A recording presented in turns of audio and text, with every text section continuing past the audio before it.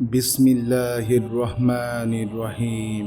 একজন যুবক রাসূলুল্লাহ সাল্লাল্লাহু আলাইহি ওয়াসাল্লামের নিকট অভিযোগ নিয়ে আসলেন এবং বললেন, ইয়া রাসূলুল্লাহ সাল্লাল্লাহু আলাইহি ওয়াসাল্লাম, আমার বাবা আমার থেকে প্রতিনিয়ত টাকা নিয়েই চলেছেন এবং তিনি কিছুদিন পরপরই আমার থেকে টাকা নেন। রাসূলুল্লাহ সাল্লাল্লাহু আলাইহি ওয়াসাল্লাম যুবকটিকে বললেন, তোমার বাবাকে আমার নিকট নিয়ে আসো, এবং যুবকটি তার বাবাকে হাজির করতে রওনা দিলেন। এমন সময় জিবরাইল আলাইহি ওয়াসাল্লাম আসলেন এবং রাসূলুল্লাহ সাল্লাল্লাহু আলাইহি ওয়াসাল্লামকে বললেন, এই যুবকের পিতা যখন আপনার নিকট আসবে তখন তাকে জিজ্ঞেস করবেন, আপনি আমার নিকটে আসার সময় গোপনে কি কি বলেছেন যা আপনার ছেলে পাশে থেকেও শুনতে পায়নি। বাবা সহ ওই যুবক পৌঁছালেন এবং রাসূলুল্লাহ সাল্লাল্লাহু আলাইহি ওয়াসাল্লাম যুবকের বাবাকে জিজ্ঞেস করলেন, আপনার ছেলের অভিযোগ কি সত্য? যুবকের বাবা বললেন, ইয়া রাসূলুল্লাহ সাল্লাল্লাহু আলাইহি ওয়াসাল্লাম, আপনি যদি জানতেন যে আমি তার থেকে নেওয়া অর্থ কোথায় ব্যয় করছি। আমি ছেলের থেকে টাকা নিয়ে তার ফুপুকে দেখছি, যার এই দুনিয়ায় আর কেউ নেই। আমি আর কোথায় ব্যয় করতে পারি? আমি তার পরিবারের জন্যই ব্যয় করছি। রাসূলুল্লাহ সাল্লাল্লাহু আলাইহি ওয়াসাল্লাম বললেন, আমি আপনাকে একটি প্রশ্ন জিজ্ঞাসা করতে চাই। আমাকে বলুন তো, আপনি আমার নিকট আসার সময় একা একা কি বলেছেন যা আপনার ছেলে শুনতে পায়নি? যুবকটির বাবা রাসূলুল্লাহ সাল্লাল্লাহু আলাইহি ওয়াসাল্লামের দিকে তাকালেন এবং বললেন, ইয়া রাসূলুল্লাহ, আমি তখন আমার বানানো কিছু কবিতার লাইন বলতেছিলাম। পুনরায় রাসূলুল্লাহ সাল্লাল্লাহু আলাইহি ওয়াসাল্লাম বললেন, অনুগ্রহ করে সেসব বলুন আমাকে।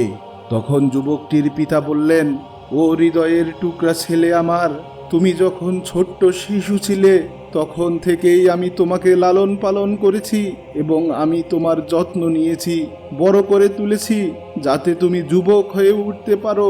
তুমি তাই দিয়ে বেঁচেছিলে যা আমি উপার্জন করে নিয়ে আসতাম। আমি আমার শরীর, স্বাস্থ্য, সময় বিসর্জন দিয়েছি যাতে তুমি স্বাস্থ্যবান হতে পারো। তোমার অসুস্থতার রাতগুলোতে সবার আগে আমি লাফিয়ে উঠতাম। যখন তুমি একটি কাশিও দিতে আমি উঠতাম এবং তোমাকে বুকের ভিতরে নিয়ে রাখতাম। আমি ভয় পেতাম যদি তোমার কিছু হয়ে যায়। তুমি অসুস্থ থাকা অবস্থায় আমি ততক্ষণ ঘুমাতাম না যতক্ষণ না তুমি ঘুমাতে। তিনি আরো বললেন, তোমার অসুস্থতার সময়গুলোতে মনে হতো আমি নিজেই অসুস্থ এবং এটা ভেবে আমি কান্না করে ফেলতাম, কিন্তু তুমি কোনোদিনই তা জানতে পারোনি।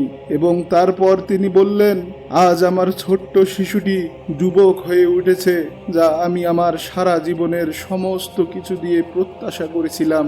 আমার প্রিয় ভাইয়েরা, আপনারা কি মনে করেন যুবকটি কি তার বাবার বিরুদ্ধে অভিযোগ দিয়ে ভালো কাজ করেছে?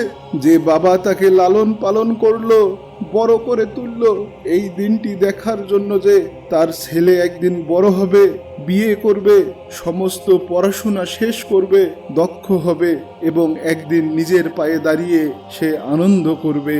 ওই পিতা আরো বললেন, সে যতক্ষণ পর্যন্ত নিজের পায়ে দাঁড়িয়ে আনন্দ করতে পারেনি ততক্ষণ পর্যন্ত আমি আমার হৃদয় দিয়ে প্রত্যাশা করেছি এবং চেয়েছি যাতে সে সেখানে যেতে পারে। আর আজ যখন সেখানে পৌঁছালে তখন তুমি আমাকে অনেক বড় একটি পুরস্কার দিলে। আর সেই পুরস্কারটা কি জানো?